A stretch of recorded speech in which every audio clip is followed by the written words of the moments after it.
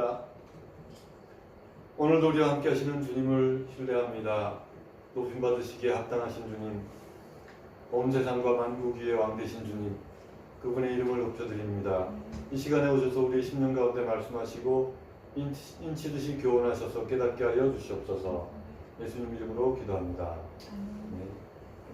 이 시간에 함께 치유와 회복을 위한 기도 함께 읽겠습니다. 언제나 사랑과 은혜로 나를 돌보시는 주님 앞에 나아갑니다. 늘 변치 않는 자비와 긍휼로 붙들어 주심을 감사드립니다. 십자가의 보혈로 나를 씻으시고 정결케 해주시니 감사드립니다. 누구든지 믿는 자에게는 모든 질병이 하나도 허락지 않으신다 약속하시는 것을 믿습니다. 우리의 모든 질병을 지시고 십자가에 달리신 하나님의 아들 예수 그리스도의 이름을 의지하여 간구합니다. 모든 슬픔과 번뇌와 병과 저주는 예수 이름 앞에서 떠나갈지어다. 모든 우리의 연약과 허물과 어리석음을 죽임당하신 어린 양 예수께 올려드립니다. 내 영혼아 모든 병과 고통과 번민과 슬픔에서 자유할지어다. 주께서 내게 기쁨으로 띄우시니 슬픔과 단식이 달아날지어다. 여호와를 의지하는 자에게는 위로운 해가 떠올라서 외양간에서 나온 송아지같이 뛰리라고 하셨으니 나의 영혼이 기쁨과 자유를 얻게 하여 주시옵소서. 나를 구원하시고 모든 병과 고통에서 건지시는 예수님의 은혜와 아버지의 사랑에 감사드립니다. 거룩하신 예수님의 이름으로 기도드립니다. 아멘. 네, 이 시간에 함께 하나님 말씀 보시겠습니다. 요한복음 4장 30절입니다. 30절에 38절 함께 읽겠습니다. 그들이 동네에서 나와 예수께로 오더라. 그 사이에 제자들이 청하여 이르되 랍비여 잡수소서. 이르시되 내게는 너희가 알지 못하는 먹을 양식이 있느니라. 제자들이 서로 말하되 누가 잡수실 것을 갖다 드렸는가 하니 예수께서 이르시되 나의 양식은 나를 보내신 이의 뜻을 행하며 그의 일을 온전히 이루는 이것이니라. 너희는 넉 달이 지나야 추수할 때가 이르겠다 하지 아니하느냐. 그러나 나는 너희에게 이르노니 너희 눈을 들어 밭을 보라. 키워져 추수하게 되었도다. 거두는 자가 이미 삭도 받고 영생에 이르는 열매를 모으나니 이는 뿌리는 자와 거두는 자가 함께 즐거워하게 하려 함이라. 그런즉 한 사람이 심고 다른 사람이 거둔다 하는 말이 옳도다. 내가 너희로 노력하지 아니한 것을 거두러 보내었노니 다른 사람들은 노력하였고 너희는 그들이 노력한 것에 참여하였느니라. 이건 말씀을 가지고 나를 보내신 이의 뜻을 행하며 라는 제목으로 말씀을 나누겠습니다.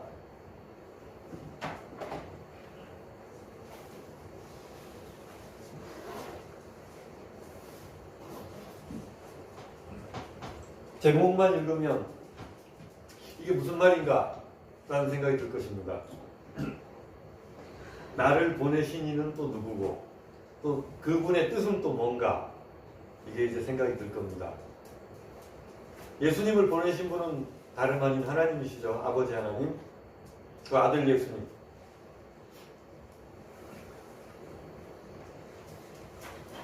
그런데 그 아버지 하나님의 뜻을 행하는 것은 또 뭐냐? 이게 우리의 궁금증으로 다가옵니다. 도대체 그 뜻이 뭐길래? 이런 생각이 듭니다. 요한복음 6장 38절에 이런 말씀이 있습니다. 내가 하늘에서 내려온 것은 내 뜻을 행하려 함이 아니요 나를 보내신 이의 뜻을 행하려 함이니라. 나를 보내신 이의 뜻은 내게 주신 자 중에 내가 하나도 잃어버리지 아니하고 마지막에 다시 살리는 이것이니라. 내 아버지의 뜻은 아들을 보고 믿는 자마다 영생을 얻는 이것이니 마지막 날에 내가 이를 다시 살리리라. 이 말씀을 비추어서 보면 아버지의 뜻은 바로 많은 사람들이 구원과 영생을 얻는 것입니다. 우리가 그런 기도를 합니다. 아버지의 뜻을 알게 하여 주시옵소서 그럽니다. 그러면 또 성경에서 대답이 있죠. 항상 기뻐하라. 쉬지 말고 기도하라. 범사에 감사하라. 이는 너희를 향한 하나님의 뜻이니라. 그러니까 우리는 뜻이라 그러면 어떤 생각을 하냐면 하나님 뭔가 이 일에 대해서 어떻게 말씀하십니까? 어떻게 생각하십니까? 이런 걸 물어요. 그런데 하나님은 동문서답을 하십니다. 뭐라고 합니까? 기뻐하라. 뭐 현실이 기뻐야 기뻐하죠. 남편이 돈을 제대로 안 벌어다 줍니다. 아이들이 공부를 못 합니다. 또 뭐 부인이 집에서 뭐 제대로 뒷받침을 안 해주고 막 자기 원하는 것만 합니다. 뭐 친척들이 애를 먹이면서 뭐 하면은 뭐 좀 이래가지고 속을 썩입니다. 또 누가 뭐 좀 주변에 속 썩이는 사람들이 천지 가득합니다. 그런데 성령님은 하나님도 우리에게 뭐라고 하십니까? 기뻐하라고 하죠. 기뻐하라. 아니 도대체 기뻐야 기뻐할 거 아닙니까? 또 뭐라고 그러냐면 감사하라. 감사할 건덕지가 있어야 감사할 게 아닙니까? 뭐 기도하라는 근데 기도는 사실 좀 잘 안 하죠. 그러니까 다 하기 싫은 겁니다. 다 하기 싫어. 그래놓고 하나님 보고 하나님 뜻을 알려주세요. 그러면 내가 따라가겠습니다. 그러니까 성경에 있는 것부터 하자. 이렇게 시작되는 겁니다. 하나님이. 마음이 슬프시죠? 슬픕니다. 세상 바라보고 나 자신을 바라보고 주변을 바라보고 가족을 바라보면 슬픈 것밖에 없습니다. 그런데 여기서 맹점이 뭐냐 하면 관점이 다르다는 거예요. 관점. 어제 지난주에도 말씀을 드렸지만 여자가 물동이를 버려두고 도망갔는데 예수님한테 물을 줬나요? 안 줬나요? 안 줬습니다. 땀이 범벅이 돼가지고 막 먼지랑 땀이랑 막 가지고 눈도 못 뜰 지경. 저는 눈에 조금만 땀이라도 이거 눈이 막 따갑더라고요. 그런데 그런 상황에서 흙바람이 부는 그 우물가에 앉아가지고 물 한 잔 주라 했는데 물 안 주고 도망갔습니다. 그럼 제 같으면 어떠냐면 아유 가려면 물 좀 주고 가지 뭐 그리 바쁘노 이런 생각이 들 겁니다. 그런데 갔어요. 갔는데 이제 제가 오늘 말씀을 준비하려고 다른 분들은 어떤 생각을 하는가 설교를 훑어보는데 저하고 현저하게 다른 관점을 발견했습니다. 뭐라고 하냐면 제가 그리는 예수님 얼굴은 머리에는 막 모래바람이 모래가 섞여가지고 탁탁 털면 머리가 부스스 떨어지고 막 얼굴은 땀에 막 빨갛게 그 여름에 햇빛에 데워져가지고 그래가지고 곤하여 앉으셨다. 온몸이 파김치처럼 돼가지고 이렇게 우물게 앉아가지고 아이고야 이러고 있는 그 모습을 상상했는데 몇 편의 설교를 봤는데 그분들이 다 똑같은 말을 해요. 하나님은 여인의 달려가는 뒷모습을 예수님은 바라보면서 흐뭇하게 웃고 계셨다. 그걸 똑같은 걸 두 번이나 발견했어요. 그래서 제가 이거 이분들하고 나하고는 관점이 다르구나. 뭐가 다릅니까? 저는 부정적인 면만을 계속 보고 있었고 그분들은 예수님의 그 심정을 이렇게 동감한 것 같아요. 그래서 물도 안 주고 도망가는데 그게 그렇게 흐뭇하셨나? 그런 얘기 들더라고요. 그게 흐뭇할 노릇인가? 그래서 관심사의 차이라고 생각합니다. 제가 예수님의 모습이 막 초췌하고 띠들게 본 거는 육의 필요가 안 채워지니까 물을 안 주니까. 그런데 그분들은 예수님의 마음의 심중의 뜻이 해결됐으니까 흐뭇하게 웃고 계셨다. 그래서 이렇게 됐던 예수님의 얼굴이 이렇게 올라가더라고요. 너무 올라가면 좀 곤란하지만 이렇게 웃고 있는 모습을 그래서 이게 관점 차이구나. 제가 무릎을 다쳤습니다. 그래서 기뻐하라고 하셨고 감사하라고 하셨구나. 물론 삶에 어두운 단면들이 있습니다. 얼마 전에 우리 여기도 눈이 와가지고 막 그 영상 같은 데 보면 전부 눈사람 만들고 막 그러더라고요. 그런데 어떤 분은 그 생각을 해요. 야 저거 누가 눈 다 치우나. 우리 저 부산 경남 지방은 눈이 안 오니까 눈만 오면 막 어린아이 한 번씩 와 눈이다 이러는데 조금 중부지방 이상 가면 아이고 저걸 어떻게 치우지? 이거 출근 어떻게 하지? 내가 공부대에 있을 때는 눈만 내리면 아침에 눈을 떴는데 밖에 창밖이 소복하게 눈이 쌓여있으면 와 눈이다 이게 아니고 와 저걸 어느 세월에다 치우나. 오전 내내 이거 미는 걸로 눈치가 되거든요. 저걸 언제다 치우나 그 생각이 들더라고요. 관점 차이인 것 같아요. 그래서 이 하나님의 일에 관심이 있는 사람은 하나님의 일이 이루어지는 걸 보면서 감사하다. 내가 저 일에 조금 동참했으니까 얼마나 기쁜가 이런 걸 본다는 것이고 어두운 면을 보는 게 주님의 뜻인가요? 저는 그 생각이에요. 누군가를 또 봐야 되지 않나. 우리 화장실 청소하는 할머니가 저만 보면 제가 그 화장실에다가 막 뭘 뿌리고 다니는 것도 아닌데 누가 뭐 휴지를 버렸다고 누가 뭐 더럽혔다고 막 욕을 하고 그래. 아니 자기는 그냥 조용히 일만 하지 왜 저렇게 불평이 많을까? 근데 저는 이제 그 생각이 나중에는 그분은 자기가 치워야 될 일로만 보니까 너무너무 괴로운 거구나. 그래서 막 하루 종일 인상 찍을 하루 종일 해야죠. 이제 저 만날 때마다 인상을 그렇게 하고 입에서 계속 욕이나. 근데 저는 이제 그분이 싹 지나가고 난 다음에 웬만하면 그분 오는 시간대에는 화장실을 안 갑니다. 마주치면 욕 들어보니까. 그래서 이제 그분 가고 나서 9시 조금 넘어서 싹 화장실 가면 깨끗하게 다 정리가 돼 있어요. 어제의 흔적이 아무것도 없습니다. 그러니까 저는 이제 그때 가면서 감사한 마음으로 화장실 깨끗하구나. 물도 잘 나오고 어른들도 참 좋다. 그러고 갑니다. 치우는 사람은 힘들어요. 그러니까 불평이 나올 것 같아요. 그래서 신앙세계도 그런 것 같다. 누리는 쪽 아이들 그렇지 않습니까? 아이들은 성탄이라고 뭐 양말 걸어놓고 막 그 어디 마트에 가서 장난감 살 생각에 막 그런 거에 막 부풀어가지고 뭐 명절에 뭐 돈 몇 푼 얻을 거 가지고 그걸로 뭐 해야지 이러는데 부모님들은 솔직히 좀 부담스럽지 않습니까? 뭐 고향에 가신 부모님 찾아뵈야 되고 용돈도 드려야 되고 애들도 자꾸 징징거리고 뭐 하나 사줘야 되고 그런 것들 먼 길에 막 막히는데도 운전할 생각 그런 거 하면 좀 깝깝하죠. 그 관점 차이인 것 같아요. 그래서 신앙이 어린 분들은 해맑을 좋아하고 신앙이 깊은 분들은 괴롭겠구나 그 생각이 들더라고요. 그래서 나는 그냥 어린 채로 있을래 이런 생각도 했지만 또 그래도 그 짐을 좀 나눠줘야 되지 않을까 그 생각도 좀 들더라고요. 자 어쨌든 예수님의 관점은 그럼 예수님이 신앙이 얕아서 웃고 있었을까요? 저는 그게 아니라고 봅니다. 긍정적인 관점을 보셨을 거라고 생각해요. 어떤 거죠? 저 여자가 쫓아 들어가서 어떤 일이 벌어질지를 너무나도 잘 알고 계시니까. 오늘 본문 첫 말씀이 뭐라 그러냐면 저희들이 나온다 그 말합니다. 그들이 동네에서 나와 예수께로 오더라. 그들이 누구냐? 동네 사람들. 여자가 막 거품을 물면서 야 동네 사람들 좀 와보소 하니까 사람들이 뭔데 이러면서 웅성거리면서 나오는 겁니다. 그런데 예수님과 하나님의 관심은 이 동네 사람들의 영혼입니다.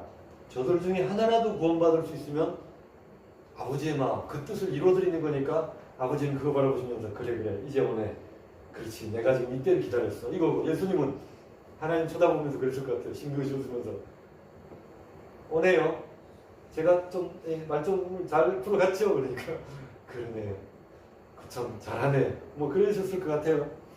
자 그런데 이제 제자들이 나옵니다. 제자들은 예수님과 그 아버지의 뜻을 전혀 모릅니다. 아무것도 모릅니다. 그러니까 와가지고 라피어 드십시오. 그러니까 예수님 그래요.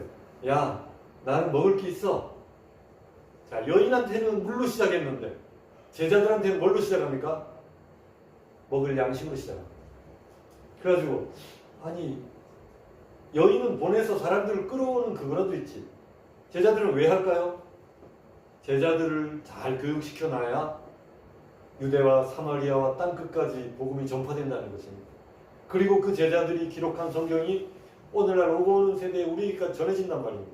그래서 그 한 동네보다는 제자들을 통해서 이루어질 온 세계에 전파될 큰 복음의 가능성을 보고 계셨기 때문에 제자들을 보고 설명을 하기 시작합니다. 사마리아 여인 못지않게 제자들도 중요한 사람인 것입니다. 주님 보실 때 신앙이 깊은 사람들, 기도 많이 하는 사람들 보면 그래 네가 내 마음으로 그렇게 기도해 주니까 참 고맙다 라고 하시지만 또 천둥 벌거숭이처럼 아무것도 모르고 양말 걸어놓고 자다 일어나 보니까 아무것도 없어. 엄마 우리 집에 산타가 나를 어떤 분이 그거를 이제 해설을 해놨더라고요. 밤에 12시부터 다음날 아침까지 몇 시간인데 저 지구에 수많은 가정들이 있는데 그거를 하려면 빛의 몇 배의 속도로 돌아야 되고 이제 농담을 한 얘기입니다. 1초에 872가정에다가 선물을 보내줘야 된다. 근데 애들이 선물 산타 보려고 잠을 안 자면 그 집은 선물이 안 간다. 왜? 1초에 872가정이 던지기 때문에 안 자고 이렇게 돌아다니다가 그 선물에 맞아서 뻥 뚫린다고 절대 잘하고 그러더라고요. 그래서 끄덕끄덕 이렇게 했습니다. 굴뚝으로 못 간다고. 어디 하여튼 그렇습니다. 그런 얘기를 하는데 어쨌든 그 아이는 잠을 설쳤는지 못 받았어요. 그렇게 막 하는데 부모님들 그래요. 아, 산타 할아버지가 바쁘셨나 봐. 너 혹시 이번 해에는 거짓말 치고 이상한 짓 한 거 아니야? 뭐 이렇게 하면서 이제 마트로 데려갑니다.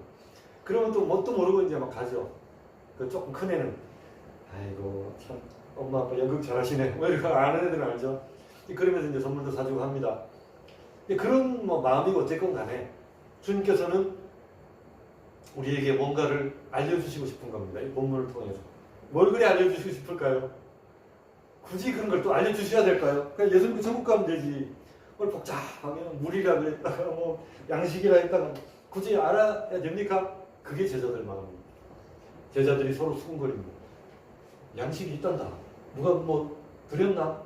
저 여자가 뭐 허리춤에 뭐 빵이라도 하나 차고 오다가 물하고 드렸는가? 말이면서 왔다 갔다 합니다. 누가 우리 없는 사이에 누가 또 갖다 드렸나? 이러면서 막 얘기를 하는 겁니다. 제자들의 관심사가 어디 있습니까? 땅의 것, 먹을 것.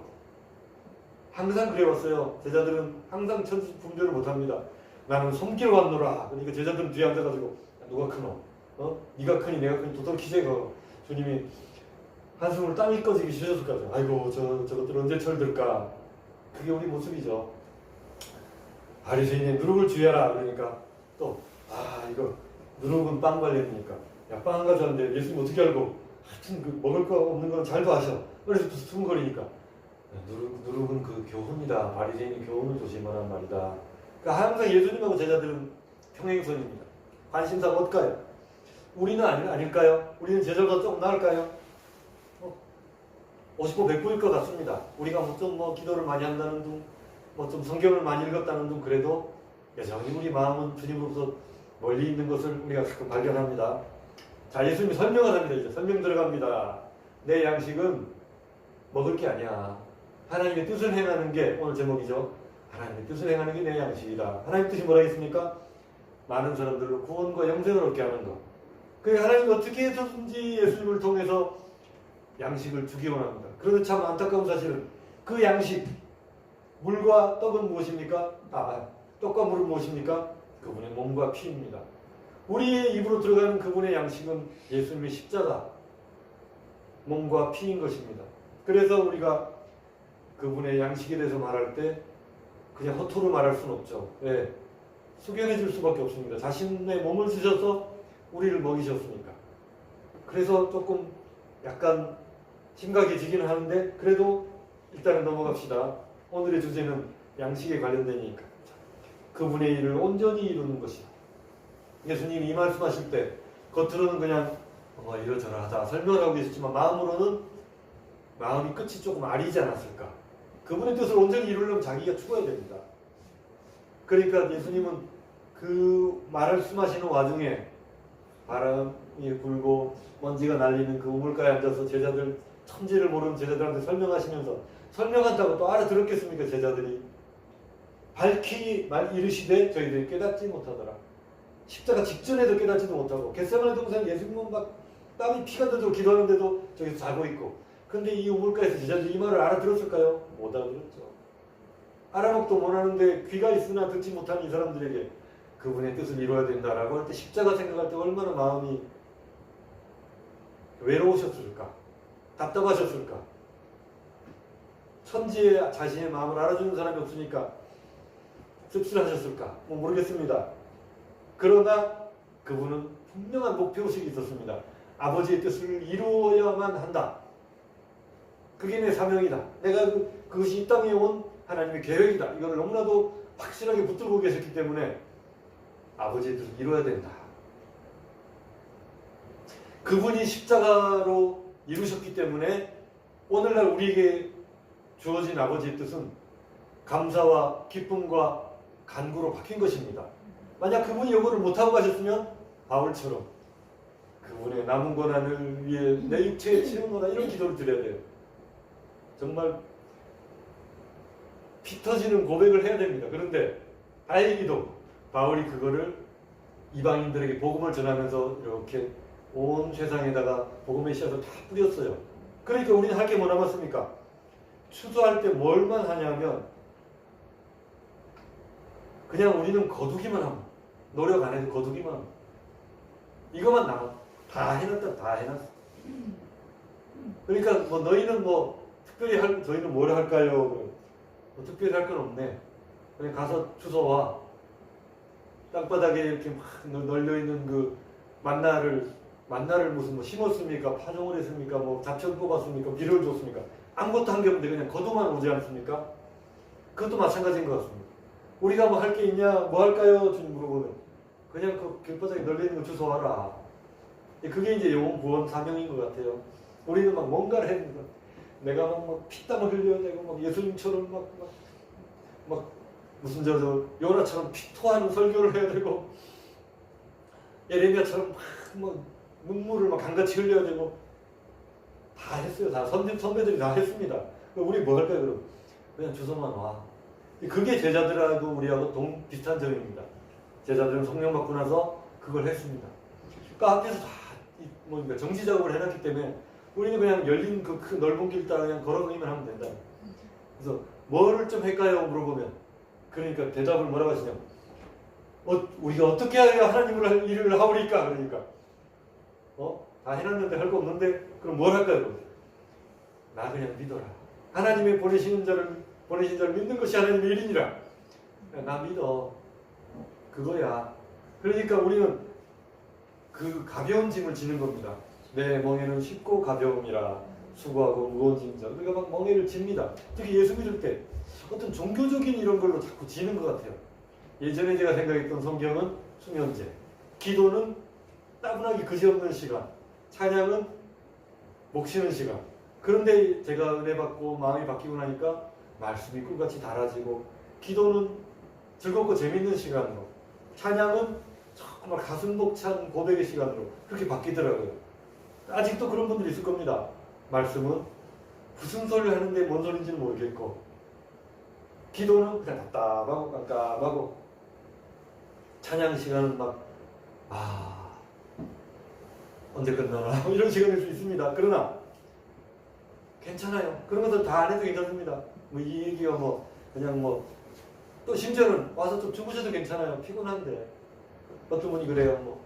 가지고 이분은 주무시다 가는 분. 예배 시간에 저도 젊을 때 많이 잤습니다만 그래서 너는 왜 맨날 자는 거니까 아버지 품에 오니까 복원해서 자꾸 잠이 온다. 자다가도 괜찮습니다. 오기만 오면 어디냐고. 그래서 주님께서 우리가 예전에 그냥 앉아서 그냥 그분의 사랑을 받으면 영적으로 성숙하고 깊이 들어간 분들이야 피를 토하는 기도를 할 수 있습니다. 그러나 잘 모르는데 어떻게 하겠어요? 모르는데 할 수 없죠. 아이들은 자고 그 양말 걸고 잠만 자는데 어른들은 뭐합니까? 선물 사다가 포장해가지고 이곳 날아가지고 잡아놓고 애들 자는 간절을 삼키고 바쁩니다. 그래서 성숙한 사람들은 바쁘고 조금 잘 모르는 사람들 그냥 푹 자다가 아침 일어나 보니까 선물이 있네. 와 이거죠 그거라도 근데 그걸 보시면서 부모들이 어떠하십니까? 마음이 흐뭇하죠. 그래 철들면 언젠가는 이것이 산타 모시기는 없는 줄 알겠지만 그래서 지금은 그냥 행복해해라. 그 보람이 있지 않습니까? 보람. 아마 그런 보람인 것 같아요. 주님께서는 너희가 애쓰지 않아도 된다. 내가 다 할 거야. 십자가와 그 부활에서 내가 다 이룰 거야. 그러니까 너희는 그냥 나만 믿기만 하면 돼. 그냥 내 앞에 나오기만 하면 돼. 널 그렇게 무거운 짐을 지고 막 끙끙거리고 애쓰갈 필요 없어. 다 걷어주마. 우리 아들이 지금 저보다 키가 더 큽니다. 아주 군대 갔다 와서 덩치가 이만한 거 할아버지가 어제 보시더니 니는 왜 그래 떠니까 덩치 커졌노? 이래요. 근데 짐 좀 들라 그러면 한없이 약해집니다. 그래서 저는 양쪽에 손을 들고 끙끙거려서 노고를 이끌고 그런데 애들은 이제 들으면 하나 도와줘 그러면 이제 별로 싫어해요. 보자기 하나 들어라.